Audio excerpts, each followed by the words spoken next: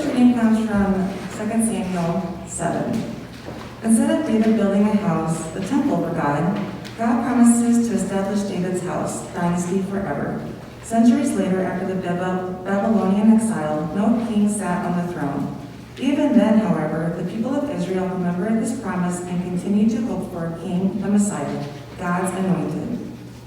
Now when the king was settled in his house, and the Lord had given him rest from all his enemies around him, the king said to the prophet Nathan, "See now, I am living in a house of cedar, but the ark of God stays in a tent." Nathan said to the king, "Go, do all that you have in mind, for the Lord is with you." But that same night the word of the Lord came to Nathan. "Go and tell my servant David, thus says the Lord, are you the one to build me a house to live in?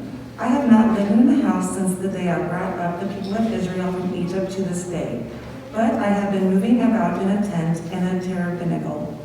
Wherever I have moved about among all the people of Israel, did I ever speak a word with any of the tribal leaders of Israel, whom I commanded to shepherd my people Israel, saying, Why have you not built me a house of cedar?